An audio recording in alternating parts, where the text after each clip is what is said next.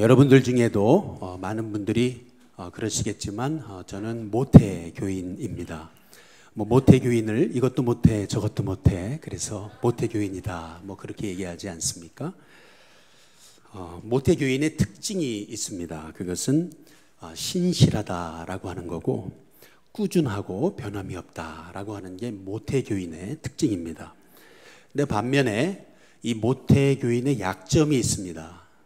모태교인의 약점은 확신이 좀 부족하다라는 겁니다.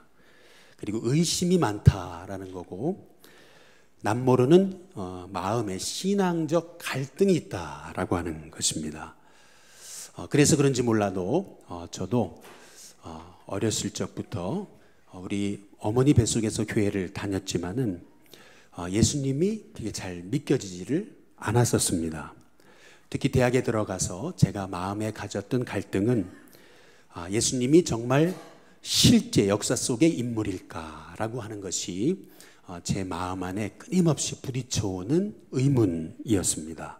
혹시 예수님은 허구 속에서 꾸며낸 인물이 아닐까라고 하는 그런 생각 때문에 누구한테도 얘기할 수 없고 그래서 마음에 참 심한 그런 갈등이 있었습니다. 그런데 이 갈등이 한순간에 완전히 카운터 펀치를 맞듯이 날아가는 의심이 사라지는 그러한 계기가 있었습니다. 우리가 어제 성탄 발표회를 했잖아요. 성탄 발표회를 하면서 마음속에 있던 무거운 짐들이 한순간에 날아가는 그러한 그 느낌을 받았는데요. 마찬가지로 제게 있어서도 제 마음에 있었던 그 예수님에 대한 그러한 마음의 갈등들, 의심들, 이제 이것이 한순간에 이제 사라졌던 그런 계기가 있었습니다. 한 번은 서점에 들렸다가 우연찮게 이렇게 제 손에 이렇게 잡혀진 책이 하나 있었는데 그 책이 빌라도의 이제 보고서라고 하는 그러한 책이었습니다. 이 책의 서문에 보니까 이 책은 터키의 수도 이스탄불에 있는 성 소피아 사원에 내장되어 있었던 빌라도의 보고서라고 하는 그 과거에 빌라도의 그 황제, 로마 황제에게 보냈던 그 서신이 지금도 소장되어 있는데 이 서신을 도널드 앤 리드만 박사가 터키 당국에 돈을 주고 그리고 번역한 그러한 글이었습니다. 이 빌라도의 보고서에는 이렇게 이 얘기가 시작되는 것을 볼 수 있습니다. 가깝게 문안드립니다. 제가 다스리는 지역에서 최근 수년 동안 일어난 사건은 너무나 독특한 일이어서 시간이 흐름에 따라 우리나라의 운명까지 변하게 할지도 모르는 일이기 때문에 저는 이 사건이 일어난 대로 가깝게 소상히 알려드리고자 합니다. 여기 보면 한번 따라해 보겠습니다. 운명까지 변하게 할 일. 우리나라의 운명까지 변하게 할지도 모르는 일이다라고 얘기하고 있는데 이것이 바로 예수님이 십자가에 죽으신 사건이라는 것을 알 수가 있습니다. 저는 이 빌라도의 보고서, 빌라도가 로마 황제에게 보냈다고 하는 이 터키, 이 성 소피아 사원에 내장되어 있는 이 빌라도의 보고서를 읽으면서 제 마음에 예수님에 대한 의심이 한순간에 이제 사라졌던 것을 볼 수가 있습니다. 그 사건을 계기로 저는 예수님이 너무 알고 싶어졌습니다. 그래서 성경을 이제 복음서를 읽어 나가기 시작했는데요. 복음서를 읽으면서 제가 느꼈던 것은 뭐냐 하면은 예수님이 살아계시다라고 하는 가장 확실한 증거는 한번 따라해 보겠습니다. 성경을 통해서 예수님에 관한 가장 확실한 증거는 어떤 이러한 고고학적인 발견 때문만이 아니라 성경이 가장 예수님에 관한 확실한 증거구나 라고 하는 것을 제가 깨달으면서 성경을 읽으면 읽을수록 예수님이 나를 위해 오신 주님이시구나 라고 하는 것이 믿어지게 되는 은혜가 있었습니다. 성경이 말하는 예수님은 어떤 분이셨습니까? 먼저 예수님은 완전한 사람이셨습니다. 무신론자 니체, 철학자 니체는 초인 사상, 철인 사상에 대해서 강조하지 않았습니까? 강한 자가 다스리는 세상이 돼야 된다. 근데 이 니체의 사상에 가장 큰 영향을 받은 사람이 공교롭게도 여러분 그 히틀러 아니겠습니까?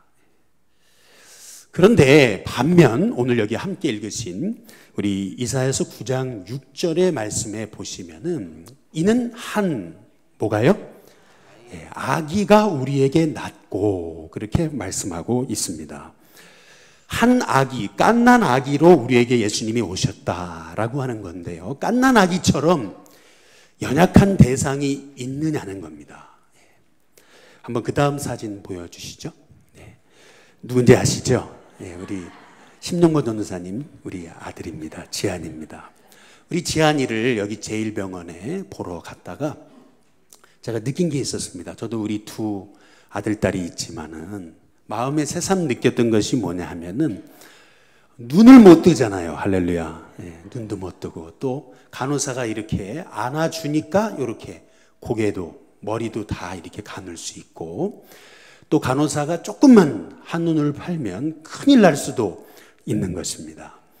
여기 이는 우리에게 한 아기가 낳고 라고 얘기하는 이 말씀, 바로 예수님은 정말 갓난아기로 참 인간으로 참 사람으로 가장 연약한 모습으로 우리에게 오셨음을 말씀하고 계시는 것입니다. 요한복음 4장 6절에 보면은 예수님께서 길 가시다가 피곤하셨다라고 그렇게 말씀하는 것을 볼 수가 있습니다. 우리도 조금만 걸으면 금방 피곤하지 않습니까? 마찬가지로 우리 예수님도 그렇게 금방 피곤함을 느끼셨다라고 하는 그러한 말씀인데요.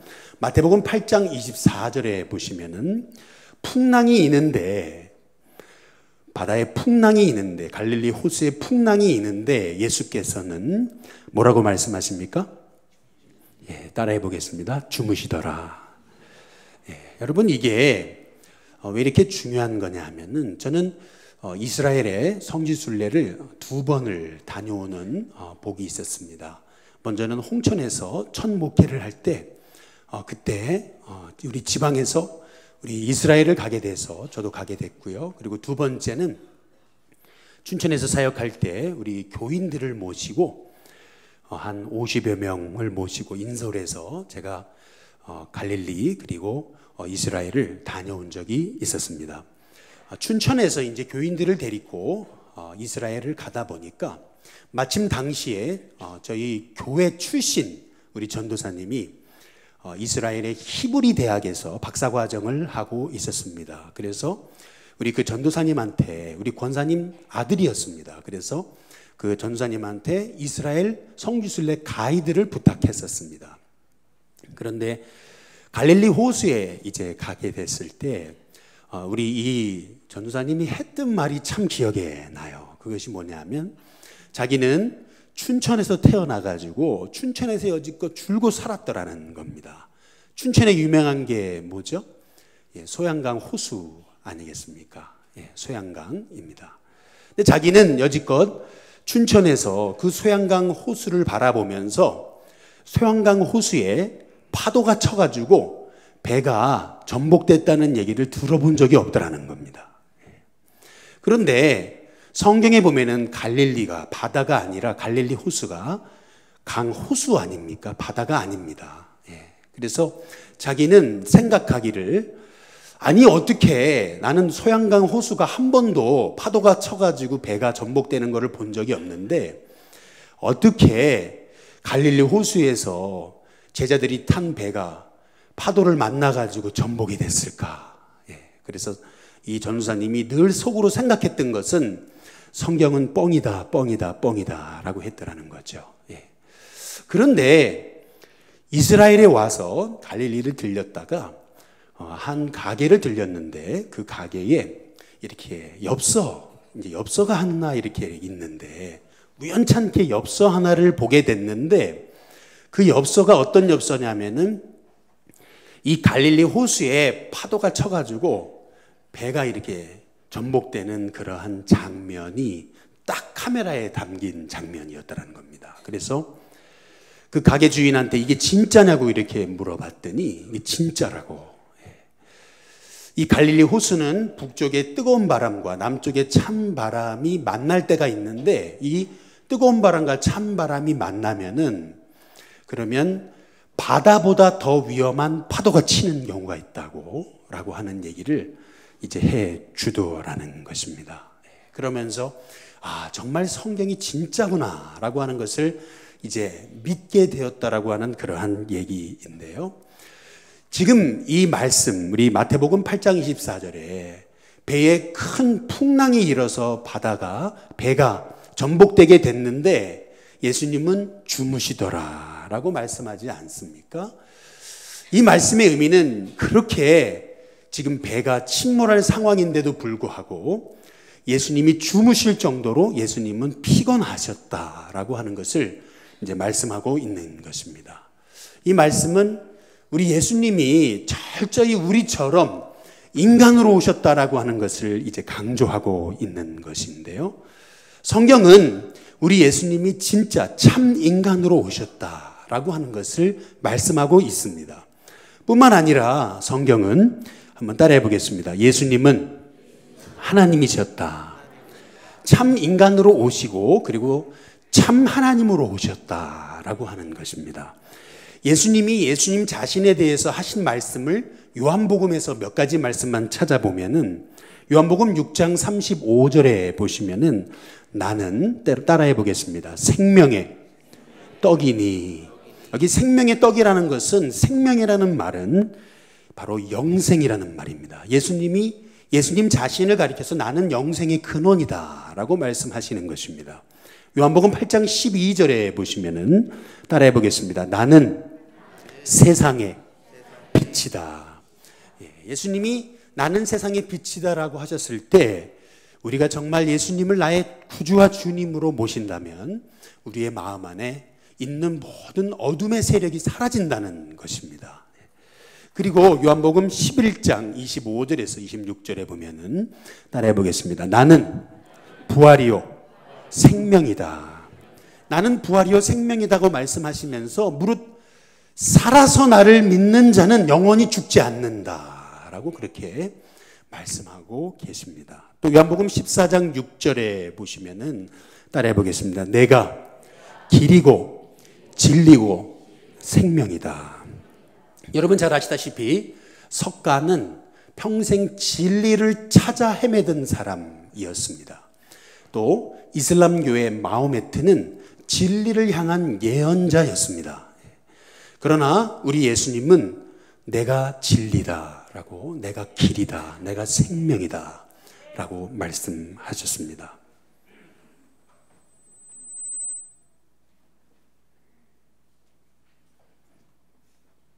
여러분 이 책이 뭔지 아십니까? 이 책이 2000년도에 출판된, 여기 보시면 2000년에 출판된 책입니다. 제가 홍천에서 목회하고 있을 때 갑자기 우리 집에 뭐 책 하나가 배달이 됐어요. 그래가지고 야, 나 책 챙긴 적 없는데 그랬는데 무슨 책인가 이렇게 딱 열어보니까 이 내용 안에 뭐가 있냐면은 안 보이실 거예요. 뭐라고 돼 있냐면 재림예수라고 써 있습니다. 그러면서 나는 길이요 진리요 생명이고 부활이다. 여러분 저는 이 책을 보면서 야, 이게 뭐 하는 건가 라는 생각이 들면서 대충 이렇게 보니까 한국 사람이거든요. 이분이 한국 사람인데 내가 예수다 라고 얘기하는 거였습니다. 이단 서적이었습니다. 여러분 보십시오. 이런 사람을 가리켜서 우리는 뭐라 그래요? 죄송합니다. 예배 시간에 미친놈이라 그럽니다. 이런 사람을 가리켜서 바로 자기가 예수님이다 라고 얘기하는 책이에요. 이 전부가 다 자기가 예수님인 이유, 이제 그거를 얘기하고 있는 책입니다. 제가 버리지 않고 아직까지 갖고 있습니다. 그런데 여러분 한번 보십시오. 예수님이 예수님 자신에 관해서 내가 길이고 진리고 생명이고 부활이다 라고 말씀하셨을 때 우리는 셋 중에 하나를 가정할 수 있습니다. 먼저 첫 번째는 예수님은 여기 이 책의 주인공처럼 미치광이다 라고 얘기할 수 있고, 두 번째는 사기꾼이다 라고 얘기할 수 있고, 세 번째는 정말 하나님이다 라고 얘기할 수 있을 것입니다. 만약에 여러분에게 제가 윤동규 목사라는 사람이 길이고 진리고 생명이고 부활이다 그런다면, 여러분 여기 중에서 저를 믿어줄 사람이 몇 명이나 있겠습니까? 우리 아내도 안 믿을 것입니다. 우리 아내도 이렇게 얘기할지도 모르겠습니다.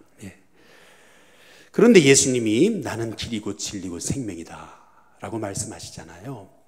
그렇다면 정말 예수님이 하나님이셨는지를 우리가 살펴볼 수 있는 방법, 그것이 5가지가 있습니다. 검증 방법.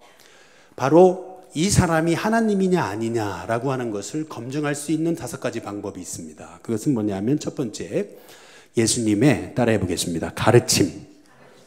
마태복음 7장 28절에서 29절에 보시면은 같이 한번 읽어보겠습니다. 함께 있습니다. 시작. 예수께서 이 말씀을 마치심에 무리들이 그의 가르침에 놀라니, 이는 그 가르치시는 것이 권위 있는 자와 같고 그들의 서기관들과 같지 아니함이러라. 여기 보면 마태복음 7장 28절 29절이잖아요. 마태복음 5장 6장 7장은 산상수훈이다. 한번 따라해 보겠습니다. 산상수훈. 예수님께서 산에서 가르치신 복음의 말씀이다 해서 산상수훈의 말씀의 결론입니다. 예수님이 말씀을 마치셨을 때 사람들이 그 가르치심에 너무 놀랬다는 겁니다. 그렇다면 여기 성경에 나와 있는 사람만 놀랬습니까? 그렇지 않습니다. 여러분 잘 아시는 인도의 바로 지도자 간디는 이 산상수훈의 말씀을 1000번 이상 읽었다는 얘기가 있습니다. 아예 다 외울 정도로 그는 이 산상수훈의 말씀을 가지고 인도의 비폭력 독립운동을 이끌었던 지도자로 유명합니다.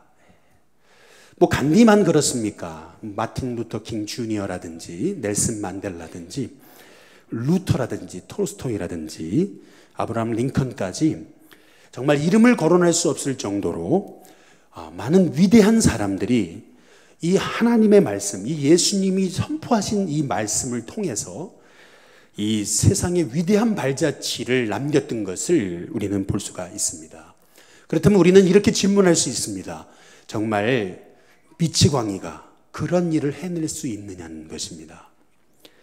두 번째로 예수님이 누구신지를 우리가 증명해낼 수 있는 그 증거의 기준은 뭐냐 하면은, 예수님이, 한번 따라해 보겠습니다, 행하신 일.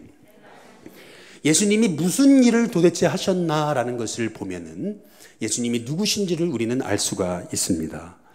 뭐 대표적인 것이 가나라고 하는 갈릴리 이스라엘의 가나라고 하는 곳에 예수님이 가셔서 물을 포도주로 바꾸지 않으십니까?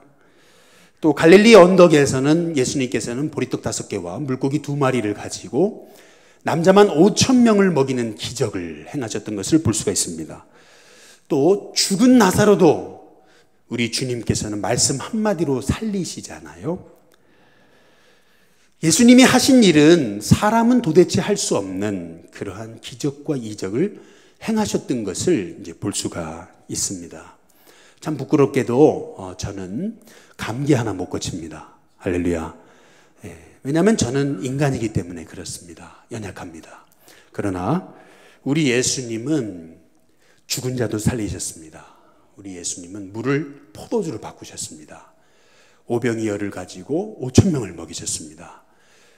왜 그렇습니까? 우리 예수님이 바로 하나님이시기에 가능했던 일이었습니다. 세 번째로 예수님이 누구신지를 아는 그 방법이 있습니다. 그것은 뭐냐면 예수님의, 따라해 보겠습니다, 성품. 어떤 사람은 일은 잘해요. 그러나 성품이 아주 좋지 않은 사람들이 많습니다. 예수님이 그런 기적과 이적을 행하셨어도 예수님의 성품이 하나님의 성품을 담지 않았더라면 예수님은 우리의 구원자가 아니실 것입니다. 우리가 잘 아시다시피 알렉산더 대왕은 다혈질이었습니다. 폭발하는 기질은 자기 친구까지 죽였습니다. 많은 사람들이 뭐 왕이다, 황제다 하는 사람들의 성품을 보면은 우리는 실망할 수밖에 없습니다. 그러나 우리 예수님의 성품을 보면은 마태복음 11장 29절의 말씀에 보면은 나는 마음이, 따라해 보겠습니다, 온유하고 겸손하니. 나는 마음이 온유하고 겸손하다. 내게 와서 배워라. 그러면 너희가 쉼을 얻는다. 라고 그렇게 말씀하고 계십니다. 정말 예수님이 온유하고 겸손하셨는지를 알 수 있는 방법이 있습니다. 그것은 뭐냐 하면은 바로 예수님이 죽으실 때를 보면은 알 수 있습니다. 사람은 결국 마지막 순간에 정말 그 사람이 진짜였는지 가짜였는지를 알 수 있는 그러한 증거의 기준이 되는 것입니다. 마태복음 27장 54절에 보시면은 같이 한번 읽어보겠습니다. 함께 읽습니다. 시작. 백부장과 및 함께 예수를 지키던 자들이 지진과 그 일어난 일들을 보고 심히 두려워하여 이르되 이는 진실로 하나님의, 그 다음 뭐죠? 아들이었도다 하더라. 예수님을 십자가에 못 박던 로마의 백부장까지도 예수님의 십자가에 죽으시는 모습을 보면서 야, 이분은 진짜 하나님의 아들이셨구나 라고 고백할 정도로 우리 예수님은 끝까지 온유하시고 끝까지 겸손하셨습니다. 그리고 네 번째로 우리 예수님이 누구신지를 알 수 있는 방법은 예수님의, 따라해 보겠습니다, 예언. 예수님의 예언을 살펴보면 알 수가 있습니다.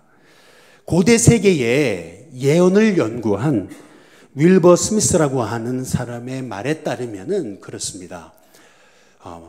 어떤 그 고대의 예언을 살펴봐도 마호메트에 관한 예언은 하나도 없다는 것입니다. 심지어는 석가에 관한 예언도 하나도 찾아볼 수가 없더라는 것입니다. 그러나 반면 우리 예수님에 관한 예언은 성경에 300개나 된다는 것입니다. 근데 그 중에 29가지는 하루에 다 성취되었을 정도로 예수님에 관한 예언이 다 이루어졌더라는 것입니다. 어떤 사람들은 아마도 이렇게 얘기할지 모르겠습니다. 그 조작한 거 아니냐, 그 예언을 다 성경이 일부러 조작한 거 아니냐라고 얘기할지 모르겠습니다. 그러나 이 조작설에 대한 문제점은 뭐냐 하면은 한 사람이 의도적으로 성취하기에는 예언이 너무 많다는 겁니다. 그리고 이 300개의 예언 중에는 인간의 힘으로는 도저히 조작할 수 없는 부분들이 있더라는 것입니다. 예를 들면 어디서 태어날 것이라든지 어떻게 죽을 거라든지 그리고 어디에 묻힐 거라든지 이런 것들은 인간이 조작할 수 있는 문제가 아니더라는 겁니다. 따라서 우리 예수님이 바로 하나님이 보내신, 하나님이 말씀하신 바로 그분, 바로 우리를 향한 참 구원자이심을 우리가 알 수 있는 건데요. 마지막 5번째로 예수님이 누구신지를 알 수 있는 가장 중요한 그 사실은 뭐냐면 예수님의, 한번 따라해 보겠습니다, 부활. 예수님의 부활을 보게 되면은 우리는 야, 예수님이 하나님이셨구나라고 하는 것을 알 수 있게 된다는 것입니다. 왜냐하면 예수님이 부활하셨을 때 예수님과 가까이 있었던 그 제자들은 하나같이 다 변화가 되었다라는 것입니다. 예수님이 십자가에 죽으실 때 다 예수님을 배신하고 떠났던 제자들인데 자기 목숨 하나 건지기 위해서 예수님을 저주하고 부인했던 사람들인데 이제 그 사람들이 예수님이 부활하셨다라는 것을 깨닫고 예수님을 만나고 나서 그들은 하나같이 변화되지 않습니까? 베드로는 로마에서 부활을 전하다가 십자가에 거꾸로 매달려 죽고, 빌립은 부활을 전하다가 십자가를 지고 죽고, 바돌로메는 몸의 가죽이 벗겨지는 죽임을 당하고, 도마는 인도에서 순교하고, 마가는 알렉산드리아에서 기도하다가 순교하고, 안드레는 에베사에서 십자가에 못 박혀 순교하고, 마띠아는 예루살렘에서 돌팔매질을 당하고 쓰러진 다음에 목베임을 당했습니다. 누가는 헬라에서 감람나무에 매달려 죽임을 당했고, 사도 요한은 100살까지 온갖 시련을 겪다가 죽어간 살아있는 순교자였다라는 것을 이렇게 볼 수가 있습니다. 어떤 사람은 이렇게 얘기할지 모르겠습니다. 부활은 사람들이 꾸며낸 연극이다. 제자들이 꾸며낸 연극이다라고 얘기할지 모르겠습니다. 그러나 우리가 우리 스스로를 돌아봐도 세상의 거짓말을 위해서 자기 목숨을 바치는 사람은 없습니다. 거짓말을 위해서 하나밖에 없는 목숨을 바치는 사람은 없더라는 것이죠. 분명한 것은 우리 예수님은 이 땅에 계시는 33년 동안 책 한 권 저술하지 않으셨습니다. 땅 한 평 남기시지 않으셨습니다. 우리 예수님은 오히려 십자가에 무기력하게 죽으셨습니다. 그런데 예수님에 관한 성경은 세계 전체의 베스트셀러가 되고 예수님을 표현한 작가 톨스토이라든지 음악가 핸델이라든지 미술가 미켈란젤로 같은 사람은 예수님에 관한 수많은 작품을 남기지 않았습니까? 이슬람교의 창시자인 마호메트는 이슬람 성지라고 불리는 메카를 정복하기 위해서 창과 칼, 무력을 동원했습니다. 전쟁을 일으켰습니다. 그러나 우리 예수님께서는 십자가에 무기력하게 죽으신 줄 알았는데 예수님이 죽으시고 난 후 280년 후에 로마는 창과 칼 하나 없이 복음 앞에 굴복했습니다. 지금도 기독교가 들어간 나라는, 복음이 들어간 나라는 하나님의 복이 임했습니다. 대표적인 나라가 우리 한국이고요. 복음을 받아들였던 우리 한국은 이제는 세계로 2만 명 이상의 선교사를 보낸 선교 최대 국가가 되었습니다. 공자를 위해서 저는 순교했다라는 말을 들어본 적이 없습니다. 석가를 위해서 순교했다라는 말을 들어본 적이 없습니다. 그러나 예수님을 믿는 사람마다 변화됐고 그리고 예수님을 믿은 사람마다 삶을 드리고 헌신했던 것을 볼 수가 있습니다. 바로 그 중에 한 사람이 바로 저입니다. 저는 우리 일신교회 성도님들이 참 사람 그리고 참 하나님으로 오신 우리 이 예수님이 여러분의 구주와 주님으로 믿어지는 은혜가 있게 되기를 주님의 이름으로 축복합니다. 이 예수님을 여러분의 인생의 주인으로 모실 때 여러분의 마음에 있는 모든 어둠이 사라지고 이 예수님을 여러분의 마음의 주인으로 모실 때 여러분이 정말 힘들고 어려울 때 예수님이 길이요 진리요 생명이 되셔서 여러분을 이끌어 가시는 줄로 믿습니다. 우리 이사야서 9장 6절 마지막으로 한 번 더 우리 한번 같이 보시면은요. 같이 읽어보겠습니다. 함께 읽습니다. 시작. 이는 한 아기가 우리에게 낳고 한 아들을 우리에게 주신 바 되었는데 그의 어깨에는 뭐죠? 여러분 어깨에 정사를 맸다라고 하는 얘기가 뭡니까? 우리말에도 어깨들을 얘기하지 않습니까? 어깨에는 정사를 맸다라고 하는 말씀은 예수님이 이 땅을 통치하신다는 겁니다.